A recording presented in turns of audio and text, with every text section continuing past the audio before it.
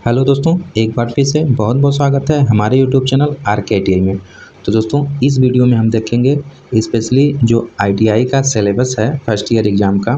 जो ITI first year के जो भी छात्र हैं उनके लिए आज सिलेबस डिस्कशन करेंगे और आज से हम एक चैप्टर सेपरेटली चैप्टर होगा और उसका पहले क्या करेंगे, चैप्टर का थ्योरी कंप्लीट कराएंगे।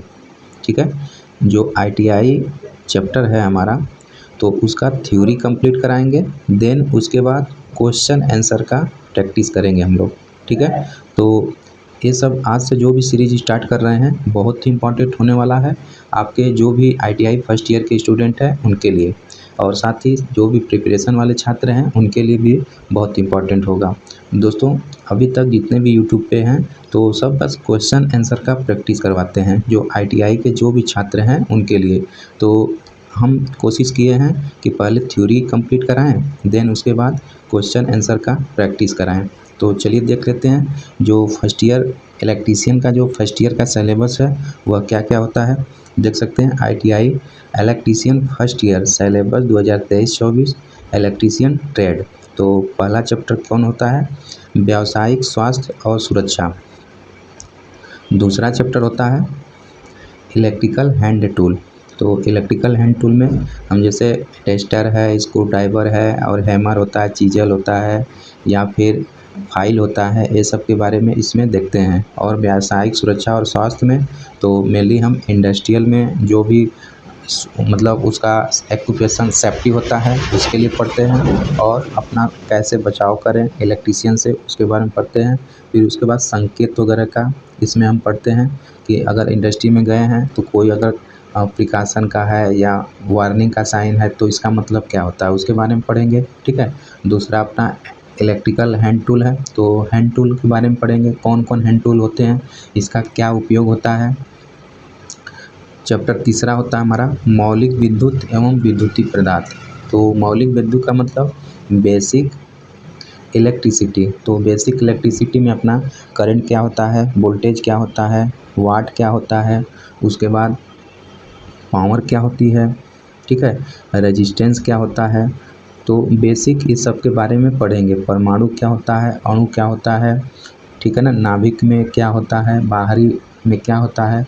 तो इससे रिलेटेड वैद्युत मूल में पढ़ेंगे और वैद्युतीय पदार्थ, जैसे वैद्युतीय पदार्थ में कंडक्टर हो गया, कंडक्टर चालक क्या होता है, इंसुलेटर क्या होता है, उसके बाद सेमी कंडक्टर क्या होता है। तो ये सब के बारे में पढ़ेंगे। ठीक है, चैप्टर तीसरा में। चैप्टर हमारा चौथा होगा, चैप्टर चौथा में वैद्युत केबल एंड सोल्डरिंग है। तो वैद्युत केबल का मतलब सेपरेटली जो इलेक्ट्रिकल केबल होता है हम अपने यूट्यूब पे चैनल पे डिस्कशन भी कर रहे हैं। जो विद्युत केबल होता है सिम बॉस होता है, तो ये 3.5 मतलब 3.5 3 कोर होता है, 3.5 कोर होता है, 2 कोर होता है, 1 कोर होता है। तो केबल के बारे में पढ़ेंगे, केबल का ऊपर का जो आवरण होता है उसके बारे में पढ़ेंगे सेपरेटली। और सोल्डरिंग, सोल्डरिंग में क्या होता है कि एक हार्ड सोल्डरिंग होता है, सॉफ्ट सोल्डरिंग होता है। तो सोल्डरिंग में जैसे इलेक्ट्रिकल सोल्डरिंग होता है, एक वेल्डिंग करते हैं उसका अलग सोल्डरिंग होता है। तो सोल्डरिंग के प्रकार और सोल्डरिंग के बारे में हम पढ़ेंगे। ठीक है, जो टिन और लेड से बन के होता है ना सोल्डर, उसके बारे में पढ़ेंगे जिसे रांगा बोलते हैं। और चैप्टर पाँचवा में हम देखेंगे DC परिपथ एवं संबंधित नियम।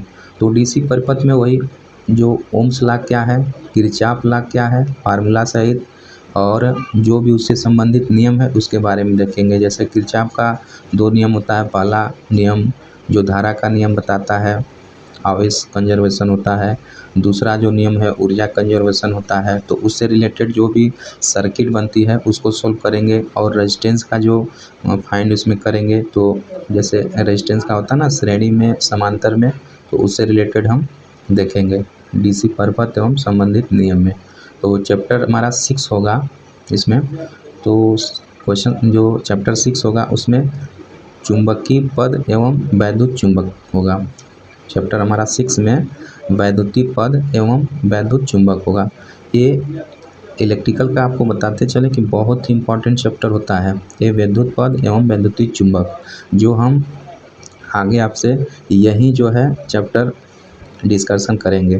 पहला हमारा यही चैप्टर होगा, देन उसके बाद जो भी इम्पोर्टेंट चैप्टर होगा उसको कवर करेंगे, उसके बाद सभी लगभग कवर कर लेंगे। तो पहला हमारा यही चैप्टर होगा, वैद्युतीय पद एवं वैद्युत चुंबक। तो इसको क्या करेंगे, हम अच्छे से इसका थ्योरी कंप्लीट कराएंगे। थ्योरी में लगभग 3 वीडियो में कंप्लीट करा देंगे थ्योरी, और चौथा वीडियो में हम क्या कराएंगे, इससे रिलेटेड क्वेश्चन आंसर का प्रैक्टिस कराएंगे। ठीक है, तो आप लोग देखना ना भूलिएगा। चैप्टर 7वां हमारा होगा एसी थ्योरी यानी प्रत्यावर्ती धारा सिद्धांत। तो ये भी बहुत इंपॉर्टेंट होता है। एसी, इसमें हम जो हमारा पावर फैक्टर होता है, लैगिंग कब होता है, लीडिंग कब होता है, यूनिटी कब होता है। ठीक है, एसी समांतर पैरेलल, जो पैरेलल में होता है इम्पीडेंस का मान क्या होता है, सीरीज में इम्पीडेंस का मान क्या होता है। ठीक है, ये सब के बारे में देखेंगे। इंडक्टेंस क्या होता है, रेजिस्टेंस क्या होता है, ससेप्टेंस क्या होता है, कंडक्टेंस क्या होता है, ये सब बारे में हम एसी थ्योरी में जानेंगे। चैप्टर हमारा 8वां जो होगा वह बहुकला प्रणाली होगा यानी पॉलीफेज सिस्टम होगा। तो इसमें जो दोस्तों 1 फेज और 3 फेज और 2 फेज के बारे में देखेंगे। जो हमारी पॉलीफेज का मतलब मल्टी फेज होता है ना, एक से अधिक जो फेज होता है उसे हम पॉलीफेज यानी बहुकला प्रणाली कहते हैं।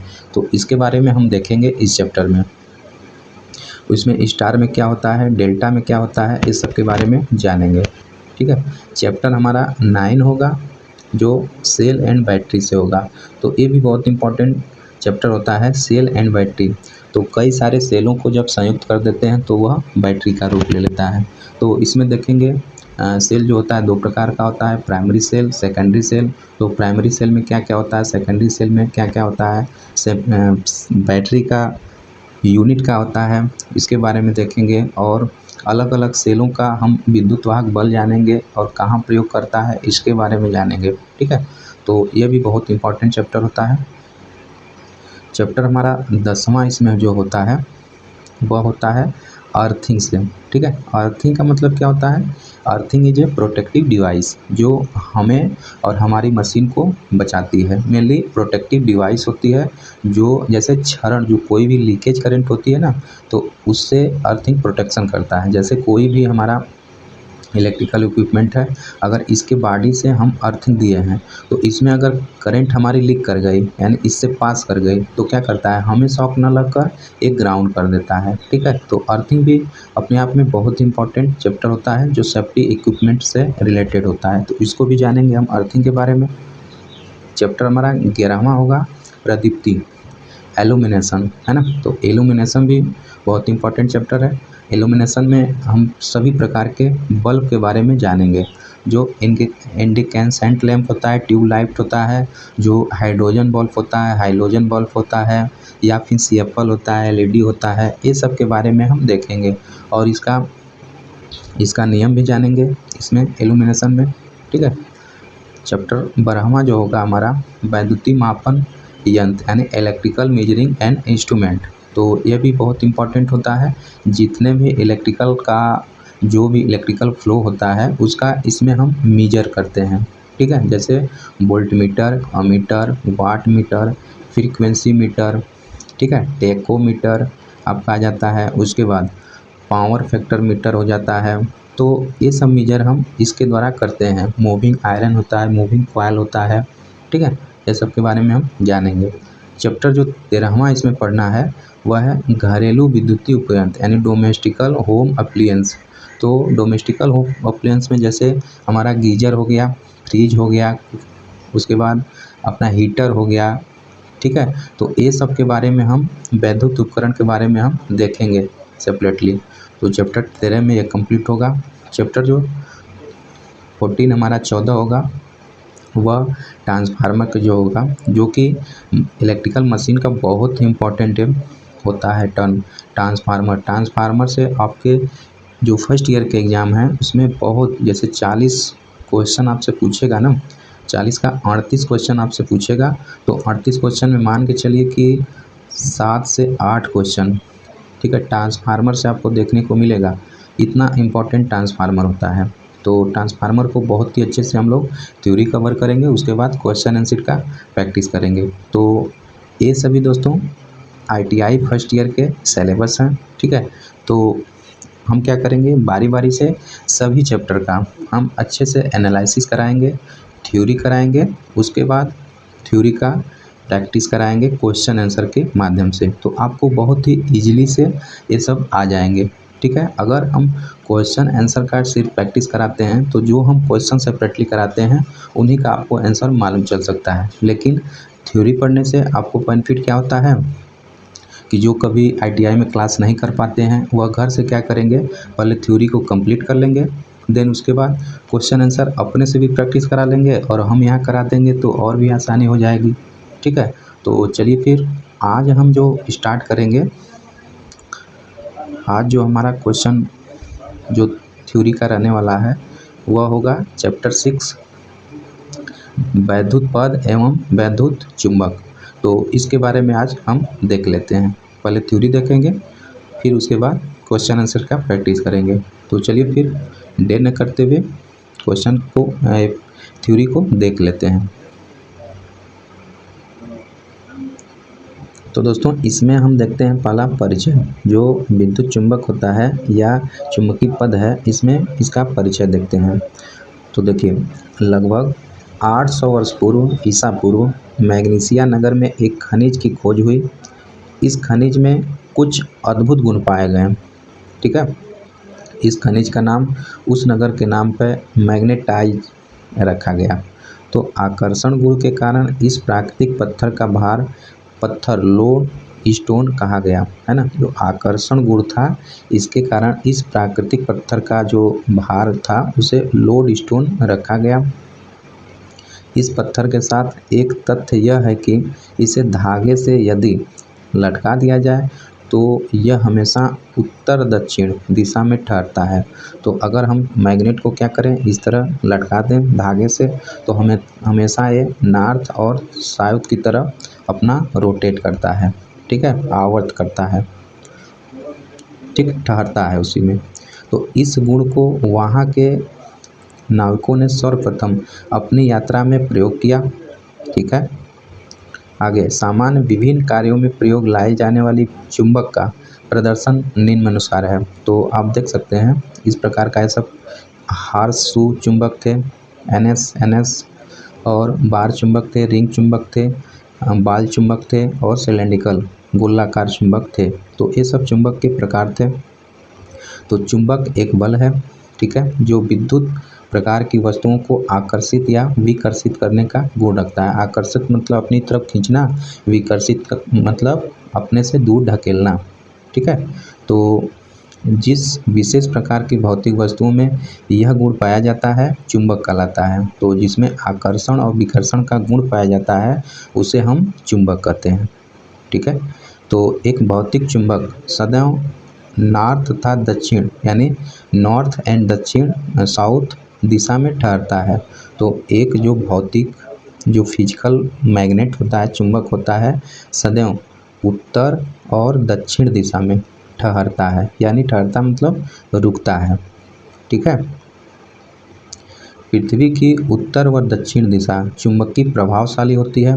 जो उत्तरी और दक्षिणी दिशा जो है बहुत इफेक्टिव होती है, प्रभावशाली होती है, क्योंकि पृथ्वी स्वयं एक बड़ा घूर्णी द्रव्यमान है जो चुंबकीय प्रभाव उत्पन्न करता रहता है ना। आगे देखते हैं चुंबक की विशेषताएं। तो एक जो मैग्नेट होता है उसकी प्रॉपर्टीज क्या होती है, प्रॉपर्टीज ऑफ मैग्नेट। तो चुंबक की क्या विशेषताएं होती हैं, तो देखिए इसमें चुंबक सभी चुंबकीय धातुओं जैसे लोहा, निकेल तथा कोबाल्ट आदि को अपनी ओर आकर्षित करता है। तो जो मैग्नेट होता है दोस्तों वह क्या करता है, लोहा को, निकेल को, कोबाल्ट को, वह सभी को अपनी ओर आकर्षित मतलब अपनी ओर खींचता है। ठीक है, तो दूसरा है चुंबक का आकर्षण बल सर्वाधिक उसके सिरों पर होता है। ये बहुत इम्पोर्टेंट है। ठीक है, चुंबक का जो आकर्षण, जो भी हम इम्पोर्टेंट अंडरलाइन कर दे रहे हैं दोस्तों, तो उसे क्या करेंगे अपने कॉपी में नोट डाउन कर लेंगे, है ना। तो अगर आपको अच्छे से पढ़ना है तो जो भी हम कर रहे हैं, जो भी इम्पोर्टेंट बोल दे रहे हैं, तो उसे आप क्या करेंगे, नोट डाउन कर लेंगे। ठीक है, तो ये इम्पोर्टेंट आपका है, जरूर नोट डाउन कर लीजिएगा। जो चुंबक का आकर्षण बल जो होता है सर्वाधिक उसके सिरों पर होता है। सिरों का मतलब जैसे यह एन पोल है, एस पोल है, तो एन के सिरों पर, ये जो सिरा है, ये जो सिरा है, तो इसके सिरे पे ज़्यादा फोर्स होगा, बीच में कम होगा, लेकिन इसके सिरों पे जो है सर्वाधिक आकर्षण बल होगा। ठीक है, वही बोल रहा है, चुंबक का आकर्षण बल सर्वाधिक उसके सिरों पर होता है। ठीक, अगला पॉइंट, किसी चुंबक को स्वतंत्रता पूर्वक लटकाया जाता है। कोई भी चुंबक है उसे स्वतंत्रता पूर्वक जब हम लटका देते हैं तो वे सदैव उत्तर दक्षिण दिशा में ठहरता है। ठीक है, हम जान गए हैं। इसी सिद्धांत पर विद्युतीय सुई कंपास दिशा सूचक काम करती है। तो इसी सिद्धांत पर क्या होती है, जो दिशा सूचक होती है वह वर्क करती है। ठीक है, आगे है, चुंबक में प्रेरण का गुण पाया जाता है, जो इस बात को सुनिश्चित करता है कि जब चुंबक के पास अन्य चुंबकीय पदार्थ को रखा जाए तो उसमें भी चुंबकीय गुण उत्पन्न हो जाता है। तो ये भी इम्पोर्टेंट है दोस्तों। देखिए, चुंबक एक प्रेरण का गुण रखता है ना, तो इसीलिए इसके पास अगर दूसरा कोई अन्य वस्तु रख दिया जाए तो वह भी मैग्नेटिक गुण में आ जाता है। ठीक है, आगे है, यदि चुंबक को छोटे छोटे टुकड़ों में विभक्त कर दिया जाए तो प्रत्येक टुकड़े पर नए उत्तर व दक्षिण ध्रुव बन जाएंगे। ये बहुत वीवीआई क्वेश्चन है, ये आपका क्वेश्चन एक तरह से है। ठीक है, ये जो है, जो पॉइंट लाइन है, एक क्वेश्चन अपने आप में है कि अगर कोई भी चुंबक है उसे कितना हम छोटे छोटे बारीक टुकड़ों में काट देते हैं, लेकिन प्रत्येक दशा में देखेंगे तो एक नॉर्थ पोल और दूसरा साउथ पोल जरूर उपस्थित होता है। ठीक है, यह अधूरा नहीं रहता है, यह यानी कि केवल एन पोल कभी नहीं होता है, सदैव एन पोल के साथ साउथ पोल भी जरूर रहेगा। तो ये बहुत इंपॉर्टेंट लाइन है कि यदि चुंबक को छोटे छोटे टुकड़ों में विभक्त कर दिया जाए तो उसके प्रत्येक टुकड़े पर नए उत्तर व दक्षिण ध्रुव बन जाएंगे। ठीक है, आगे पॉइंट देखते हैं, यदि चुंबक को गर्म किया जाए या हथौड़ों से चोट लगाई जाए या फर्श पर गिरा दिया जाए तो उसके चुंबकीय गुण नष्ट हो जाएंगे। तो ये भी इम्पोर्टेंट है दोस्तों। कोई भी चुंबक है तो उसे या तो हम आग में डाल दें, गर्म कर दें, या उसे खूब हथौड़ा से पीट दें, है ना, या फिर फर्श पे उसे गिरा दें, ऊपर से नीचे हम गिरा दें, तो उसके जो चुंबकीय गुण हैं, जो अट्रैक्टर्स या रिपल्सन करने का गुण है, वह ऑटोमेटिक नष्ट हो जाते हैं। नष्ट का मतलब ख़त्म हो जाता है ना। तो ये भी इम्पोर्टेंट है, इसे आप नोट डाउन कर लीजिएगा। अगला है, चुंबक के दोनों ध्रुव समान प्रबलता रखते हैं। समान प्रबलता का मतलब जो एन पोल है और एस पोल है, तो ये नहीं कि एन पोल में ज़्यादा फोर्स होगा और एस में कम होगा, ऐसा नहीं है। दोनों में क्या है, समान प्रबलता है। जितना इसमें बल होगा उतना भी इसमें अट्रैक्टिव करने का गुण होगा, बल होगा। ठीक है, यही बोल रहा है कि चुंबक के दोनों ध्रुव समान प्रबलता रखते हैं।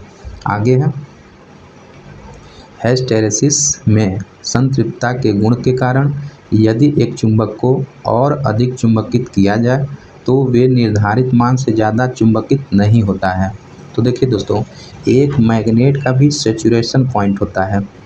एक मैग्नेट जो होता है इसका सेचुरेशन पॉइंट होता है, उससे ज़्यादा अगर इसे मान बढ़ाते हैं तो वह क्या करता है, फिर चुंबकित नहीं होता है। ठीक है, वह चुंबकित गुण अपना वहीं पे कांस्टेंट हो जाता है। जैसे कोई भी मैग्नेट है तो उसका मान लीजिए कि अट्रैक्ट करने का गुण बहुत ज़्यादा है, तो लेकिन कितना ज़्यादा हो सकता है, उसका भी एक सेचुरेशन पॉइंट होता है। ठीक है, उससे ज़्यादा वह अट्रैक्ट नहीं कर सकता है। तो इस लाइन में यही बोला गया है कि हिस्टैरिसीस में सेचुरेशन, संतृप्तता मतलब सेचुरेशन होता है, के गुण के कारण यदि एक चुंबक को हिस्टैरिसीस के कारण, ठीक है, और अधिक चुंबकित किया जाए तो वे निर्धारित मान से ज़्यादा चुंबकित नहीं होता है। तो किसके कारण, हिस्टैरिसीस के कारण, शैथिल्य के कारण। इसको आगे हम देखेंगे शैथिल्य क्या होता है, एक प्रकार की हानि होती है। ठीक है दोस्तों, इतना तक आपको समझ में आया होगा। आगे देख लेते हैं। देखिए, चुंबक के प्रकार बहुत इंपॉर्टेंट टॉपिक है, वीवीआई है, इसे आप नोट डाउन जरूर कर लीजिएगा। चुंबक के प्रकार, टाइप्स ऑफ मैग्नेट।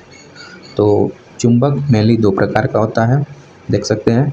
पहला प्राकृतिक चुंबक, दूसरा कृत्रिम चुंबक। प्राकृतिक को नेचुरल मैग्नेट कहते हैं, कृत्रिम चुंबक को आर्टिफिशियल मैग्नेट कहते हैं। तो पहले देख लेते हैं प्राकृतिक चुंबक को। तो नेचुरल जो मैग्नेट होता है, प्रकृति में उपलब्ध वे खनिज पदार्थ जिन्हें पृथ्वी से कच्ची धातुओं के रूप में निकालते हैं। ठीक है, जो प्रकृति हमारी नेचर है तो उसमें उपलब्ध जो खनिज जैसे कोयला है, आयरन होता है, उसी तरह इसका भी एक नेचुरल मैग्नेट का खान होता है। तो उससे खनिज पदार्थ जिन्हें हम पृथ्वी से कच्ची धातुओं के रूप में निकालते हैं। ठीक है, उदाहरण के लिए लोड स्टोन का देखें, उधर पत्थर शुरू में दे देखे हैं। हेमेटाइट का फार्मूला Fe2O3, मैग्नेटाइट Fe3O4, तो इत्यादि ये सब क्या है, पत्थर है, उसके कच्चा मटेरियल इससे निकालते हैं ये सब, है ना। तो उससे फिर रिफाइंड करके हम मैग्नेट बनाते हैं, कौन, अस्थाई, मतलब प्राकृतिक चुंबक बनाते हैं। तो प्राकृतिक चुंबक का एग्जाम्पल दे दिया, तो आप बता सकते हैं लोड स्टोन आता है, हेमेटाइट आता है और मैग्नेटाइट आता है, तो ये भी इम्पॉर्टेंट होता है। दूसरा देख लेते हैं आर्टिफिशियल चुंबक यानी कृत्रिम चुंबक। तो जैसा कि नाम से ज्ञात होता है, कृत्रिम चुंबक क्या होता है, कृत्रिम चुंबक वे चुंबक होते हैं जो धरती पर स्वतः उपलब्ध ना होकर मानव द्वारा निर्मित किए जाते हैं। दोस्तों, जो कृत्रिम चीज़ होती है स्पेशली हमारे द्वारा यानी मानव के द्वारा वह बनाई जाती है। ठीक है, और जो नेचुरल होती है वह हमें प्रकृति गिफ्ट के रूप में देता है, लेकिन जो कृत्रिम रूप से बनाया जाता है तो वो हमारे द्वारा बनाया जाता है, जो मानव होता है उसके द्वारा बनाया जाता है। तो कृत्रिम चुंबक वह होता है जो मानव द्वारा निर्मित किया जाता है, उसे हम क्या कहते हैं, कृत्रिम चुंबक कहते हैं। ठीक है, आगे स्लाइड में कृत्रिम चुंबक को आवश्यकता अनुसार निर्मित किया जा सकता है। तो इसका मतलब कि कृत्रिम चुंबक को आवश्यकता अनुसार मतलब कृत्रिम चुंबक को बड़ा भी बनाया जा सकता है, छोटा भी बनाया जा सकता है अपनी आवश्यकता अनुसार। ठीक है, आगे देख लेते हैं। कृत्रिम चुंबक दो प्रकार के होते हैं। ठीक है, और एक पॉइंट है इसमें,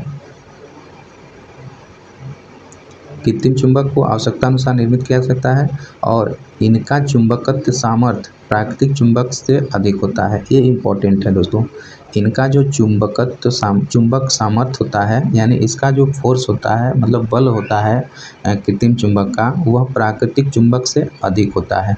जो हमारे द्वारा बनाया गया मैग्नेट होता है वह नेचुरल मैग्नेट से ज़्यादा इफेक्टिव होता है, ज़्यादा शक्तिशाली होता है। ठीक है, तो कृत्रिम चुंबक दो प्रकार के होते हैं। कृत्रिम चुंबक भी दो प्रकार के होते हैं। पहला होता है अस्थायी चुंबक, दूसरा होता है अस्थायी चुंबक। यानी अस्थायी चुंबक को परमानेंट मैग्नेट बोलते हैं और अस्थायी चुंबक को टेम्परेरी मैग्नेट बोला जाता है। तो दोस्तों, जो अस्थायी चुंबक होता है तो उनमें गुण जो है कुछ दिन तक, ज़्यादा दिन तक विद्यमान होता है ना। इसमें जो एग्जाम्पल है एल्निको होता है, एल्निको एल्युमिनियम निकिल कोबाल्ट होता है। और जो अस्थायी चुंबक होता है इनमें जैसे हम मतलब इसमें जैसे ही करंट को हम हटा देते हैं तो इसका चुंबकीय गुण खत्म हो जाता है, यानी बहुत ही कम समय के लिए इसमें चुंबकीय गुण रहता है। तो ये अस्थायी होता है और अस्थायी। तो देख लेते हैं इसके बारे में। देखिए, पहले देख लेते हैं अस्थायी को, यानी अस्थायी चुंबक क्या होता है। परमानेंट मैग्नेट वे चुंबक जिनमें चुंबकीय गुण बहुत लंबे समय तक विद्यमान रहते हैं अस्थायी चुंबक कहलाते हैं। तो दोस्तों, ये भी बहुत इंपॉर्टेंट है, इसे आप नोट डाउन कर लीजिएगा कि वे चुंबक जिनमें चुंबकीय गुण बहुत लंबे समय तक विद्यमान रहते हैं अस्थायी चुंबक कहलाते हैं। ठीक है, अस्थायी चुंबक निम्न प्रकार के होते हैं। तो नीचे दिखाया गया है अस्थायी चुंबक। जैसे पहला है छड़ चुंबक बार मैग्नेट, एन सिरा एस सिरा। ठीक है, आयताकार रूप में विकसित किया जाता है। दूसरा है घोड़े की नाल जैसा, ये देख सकते हैं घोड़े की नाल जैसा NS है, घोड़े की नाल के रूप में विकसित किया जाता है। ये सब इस प्रकार प्रयोग किया जाता है बना के। ठीक है दोस्तों, तीसरा है बेलनाकार चुंबक। बेलनाकार चुंबक यहाँ पे दे दिया है, थोड़ा उल्टा कर दिया है। तो बेलनाकार चुंबक ये देख सकते हैं आप, बेलनाकार रूप में निर्मित होता है। चौथा है अंगूठी चुंबक। तो रिंग चुंबक यहाँ है, गोला देख रहे हैं अंगूठी की तरह है, तो अंगूठी के रूप में प्रयोग किया जाता है। मतलब ऐसा जो शेप दिया जाता है ना, तो ऐसा प्रयोग के अकॉर्डिंग किया जाता है। इसका कहीं न कहीं इस प्रकार हम प्रयोग करते हैं। ठीक है, वैसे अस्थायी चुंबक को अलग अलग और भी शेप दे सकते हैं हम। तो ये सभी जो होते हैं ये अस्थायी चुंबक होते हैं। दूसरा देख लेते हैं दोस्तों अस्थायी चुंबक। ठीक है, दूसरा जो है अस्थायी चुंबक देख लेते हैं।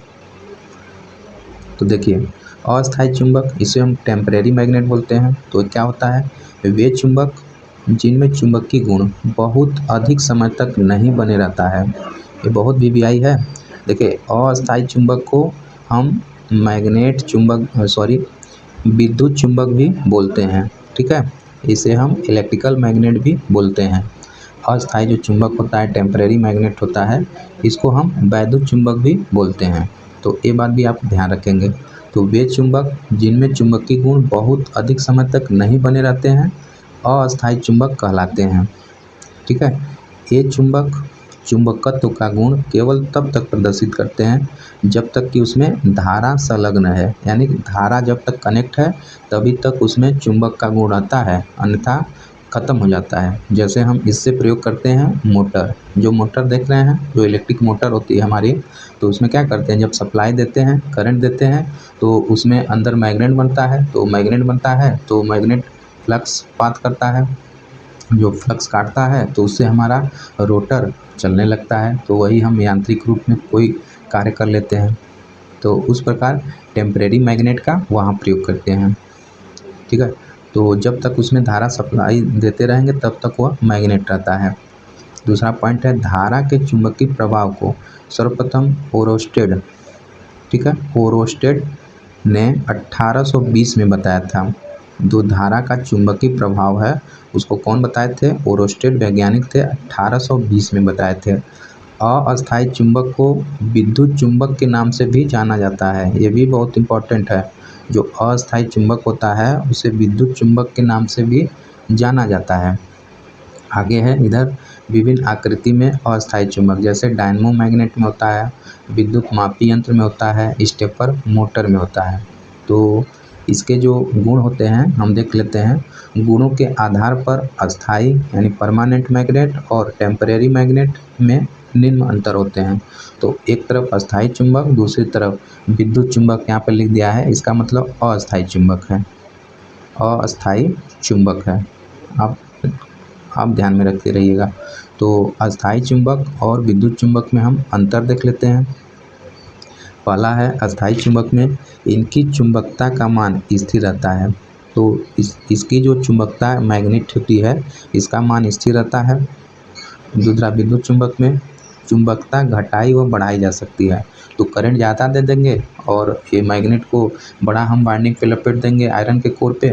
दोस्तों, ये विद्युत चुंबक कैसे होता है, जैसे कोई आयरन का पीस होता है, इस पर हम वाइंडिंग करके क्या करते हैं, इसमें करंट जब प्रवाहित कर देते हैं ना, तो यही आयरन जो होता है मैग्नेट बन जाता है। ठीक है, तो इसी को हम अस्थायी चुंबक या आर्टिफिशियल मैग्नेट बोलते हैं, है ना। तो इसको हम क्या करते हैं, चुंबकता घटाई व बढ़ा, मतलब हम बाइंडिंग ज़्यादा कर देंगे तो चुंबकता बढ़ जाएगी, बाइंडिंग कम कर देंगे तो चुंबकता कम हो जाएगी। दूसरा है इसमें अंतर, प्रबलता स्थिर रहती है। तो इसकी जो प्रबलता होती है, फोर्स होती है, बल होती है, स्थिर रहती है। और इसमें प्रबलता धारा पर निर्भर करती है। धारा पर क्यों निर्भर करेगी भाई, धारा बढ़ाएंगे तो प्रबलता बढ़ेगी और धारा घटाएंगे प्रबलता घट जाएगी। तीसरा इसमें है अंतर, उपयोग दिशा सूचक में किया जाता है, मतलब इसका अस्थायी चुंबक का प्रयोग दिशा सूचक में किया जाता है और विद्युत चुंबक में इसका प्रयोग दिशा सूचक में नहीं किया जाता है। चौथा अंतर है, इसके द्वारा अधिक भार नहीं उठाया जा सकता है। ठीक है, भार उठाने का मतलब है लोड उठाना, है ना। इसके द्वारा अधिक लोड को नहीं उठाया जा सकता। इसमें है विद्युत चुंबक में इसके द्वारा अधिक भार उठाया जा सकता है, तभी तो यह ज़्यादा शक्तिशाली होता है। ठीक है, पांचवा है, ध्रुव बदले नहीं जा सकते। इसके जो पोल हैं दोस्तों अस्थायी चुंबक में वह बदले नहीं जा सकते, जबकि अस्थायी चुंबक में इनके ध्रुव बदले जा सकते हैं। जो इनके ध्रुव हैं वह बदले जा सकते हैं अस्थायी चुंबक के, जबकि अस्थायी चुंबक के नहीं बदले जा सकते हैं। छठवां अंतर है हमारा, इसका मूल्य कम होता है। जो परमानेंट मैग्नेट होता है इसका मूल्य कम होता है, जबकि टेम्परेरी मैग्नेट जो होता है इसका मूल्य अधिक होता है। क्यों होता है अधिक दोस्तों, इसमें क्या करते हैं हम अलग से कोर लाते हैं, तो आयरन का कोर रहता है तो महंगा होता है, लेमिनेट करते हैं उस पर, फिर उस पर हम बाइंडिंग करते हैं। इसलिए से यह जो होता है टेम्परेरी मैग्नेट महंगा होता है, कॉस्टली होता है, जबकि जो अस्थायी मैग्नेट होता है यह मूल्य में कम होता है। ठीक है, तो ये सब अंतर हुआ। आगे देख लेते हैं चुंबकीय गुण बनाने की विधियाँ। ठीक है, यह भी पॉइंट इम्पॉर्टेंट है। तो कैसे चुंबक बनता है उसके बारे में हम देख लेते हैं। तो दोस्तों कृत्रिम चुंबक कैसे बनाते हैं देख लेते हैं। पदार्थ को चुंबकित करने, चुंबक बनाने हेतु मुख्यतः 3 विधियों का प्रयोग करते हैं। कौन कौन? पहला है स्पर्श विधि, दूसरा है विद्युत धारा विधि, तीसरा है प्रेरण विधि। ठीक है, यानी टच मेथड है, इलेक्ट्रिक करंट मेथड है और इंडक्शन मेथड है। तो इसमें पहला देख लेते हैं हम स्पर्श विधि यानी टच मेथड को देख लेते हैं। तो यह चुंबक निर्माण की सबसे सरल विधि है। इस विधि में चुंबक का निर्माण स्पर्श यानी टच के अलग अलग अनुप्रयोगों से संपन्न होता है यानी खत्म होता है। इसे 3 भागों में बांटते हैं। कौन कौन? पहला एक स्पर्श विधि, दूसरा द्विस्पर्श विधि, तीसरा विभाजित स्पर्श विधि यानी डिवाइडेड टच मेथड। तो देख लेते हैं एक स्पर्श विधि को। तो दोस्तों यह दिखाया गया है एक स्पर्श विधि। देख सकते हैं यहाँ NS है, एक चुंबक है और यहाँ भी एक स्टील का बार है। तो इसमें क्या करता है, हम इस तरह स्पर्श कराते हैं। ठीक है, देख सकते हैं इसका दिशा, यह दिशा इस तरह दिखाया गया ना, इस तरह है। तो इसको क्या करते हैं, यहाँ से यहाँ स्पर्श कराते हैं। तो इससे हम चुंबक, कृत्रिम चुंबक बना लेते हैं।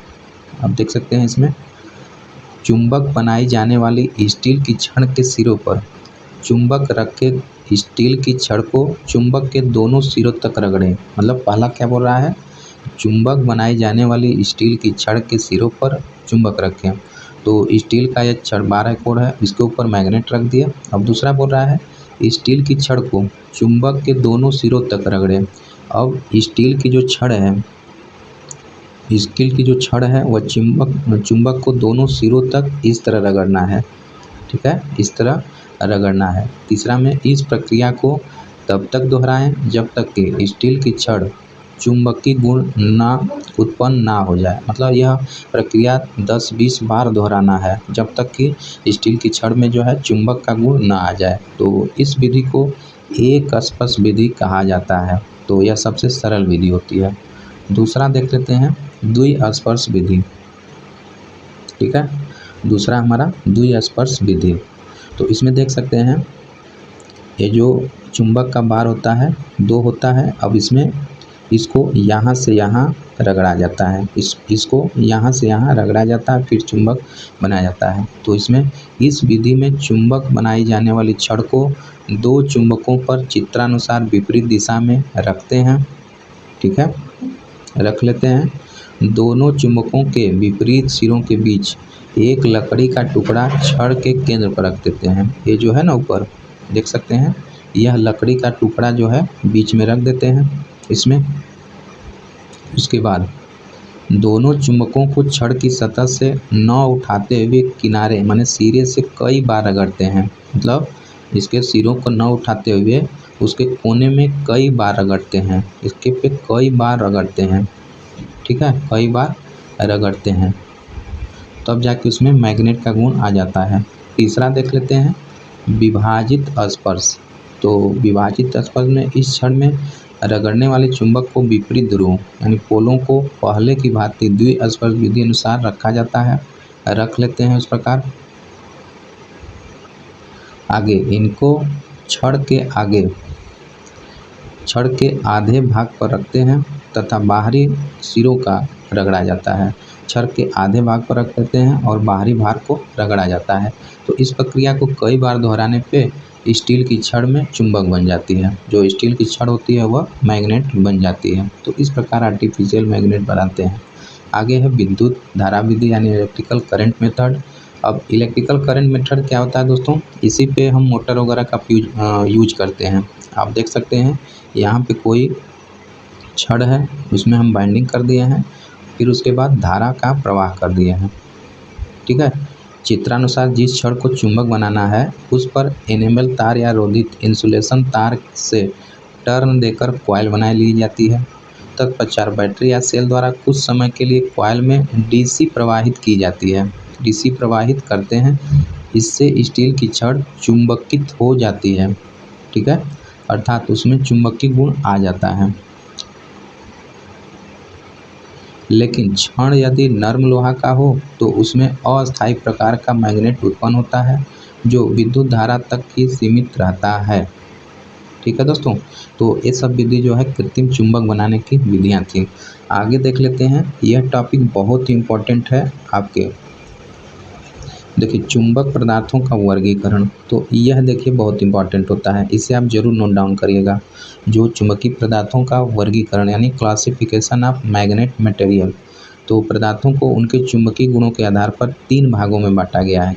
कौन कौन भाग है? पहला लौह चुंबकीय पदार्थ, इंग्लिश में फेरो मैग्नेटिक मटेरियल बोला जाता है। दूसरा है अनुचुंबकीय पदार्थ जिसे हम डाया मैग्नेटिक मटेरियल बोलते हैं, पैरा मैग्नेटिक मटेरियल बोलते हैं। तीसरा है प्रतिचुंबकीय पदार्थ जिसे हम डाया मैग्नेटिक मटेरियल बोलते हैं। तो इस प्रकार 3 होता है, लौह चुंबकीय पदार्थ, अनुचुंबकीय पदार्थ, प्रतिचुंबकीय पदार्थ। तो लौह चुंबकीय पदार्थ कोई भी जो मैग्नेट होता है या फिर जो पदार्थ होता है इसको बहुत तेज़ी से अपनी तरफ अट्रैक्ट करती है, और अनुचुंबकीय में स्लाइटली अपनी ओर अट्रैक्ट करती है, और प्रतिचुंबकीय में बिल्कुल नहीं अपनी ओर अट्रैक्ट करती है। तो इन सब की विशेषताएं दोस्तों नीचे दिया गया है, हम लोग देख लेते हैं। तो देखिए पहला दिया है लौह चुंबकीय पदार्थ फेरोमैग्नेटिक मटेरियल, दूसरा अनुचुंबकीय पदार्थ पैरामैग्नेटिक मटेरियल, तीसरा है अनुचुंबकीय पदार्थ, ये सब गलत दिया है, प्रतिचुंबकीय पदार्थ होना चाहिए यानी डायामैग्नेटिक मटेरियल। देख लेते हैं, पहला है लौह चुंबकीय पदार्थ का क्या होता है गुण?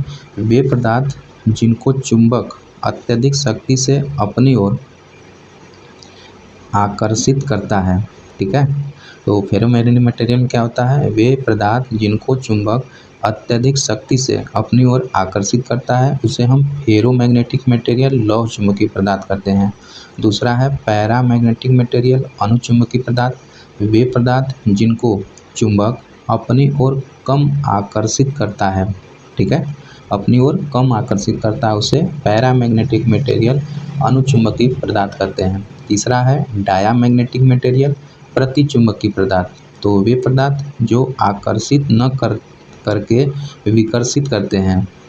तीसरा में है जो आकर्षित बिल्कुल नहीं करते हैं बल्कि विकर्षित करते हैं, उसे हम डायामैग्नेटिक मटेरियल या प्रतिचुंबकीय पदार्थ कहते हैं। इसमें दूसरा है, देखिए जो लौह चुंबकीय पदार्थ होता है इसमें इसकी पारगम्यता यानी परमेबिलिटी 200 से 1000 तक होती है। तो जिस पदार्थ की परमेबिलिटी सबसे मतलब उसमें जितना ज़्यादा होती है वह अच्छा मैग्नेट होता है ना। तो इसमें 200 से 1000 तक होता है, तो बहुत अच्छा होता है, अटैक करने का गुण बहुत अच्छा होता है इसमें। दूसरे में परमेबिलिटी जो होती है 1 से कुछ अधिक होती है। आप अनुचुंबकीय में देख सकते हैं इसकी जो परमेबिलिटी होती है 1 से कुछ अधिक होती है, और जो डाया है यानी प्रतिचुंबकीय पदार्थ है इसमें 1 से कुछ कम होती है। तो इसलिए 1 से जब कम हो गई तो ये बिल्कुल नहीं पदार्थ को अपनी ओर अट्रैक्ट करेगा। ठीक है, तीसरा है जो लौह चुंबकीय पदार्थ होता है आसानी से निर्मित किया जा सकता है। जो अनुचुंबकीय पदार्थ है शक्तिशाली चुंबक से भी कम खिंचाव होता है इसमें, और प्रतिचुंबकीय में चुंबक में प्रभाव द्वारा ढकेला जाता है। ठीक है, चौथा इसमें देखिए ये इम्पोर्टेंट है, एग्जाम्पल आपसे एग्जाम में पूछ सकता है। तो जो लौह चुंबकीय पदार्थ का जो एग्जाम्पल होता है वह स्टील होता है, लोहा होता है, निकिल होता है, कोबाल्ट होता है, मिश्र धातु होती है। तो इसका हम इस तरह याद कर सकते हैं फीकोनी यानी फेरस निकिल कोबाल्ट, फीकोनी फेरस कोबाल्ट निकिल। तो ऐसे हम लौह चुंबकीय पदार्थ को याद कर सकते हैं यह ट्रिक के माध्यम से, फीकोनी यानी फेरस कोबाल्ट निकिल से।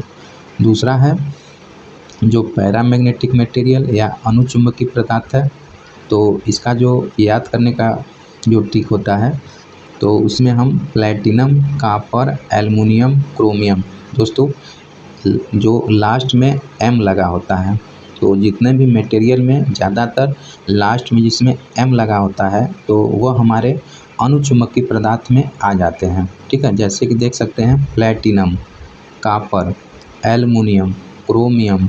ठीक है, तो ये सब हमारे जितने भी है तो ये आ जाते हैं पैरामैग्नेटिक मटेरियल में। आगे देख लेते हैं डायामैग्नेटिक मटेरियल यानी प्रतिचुंबकीय पदार्थ।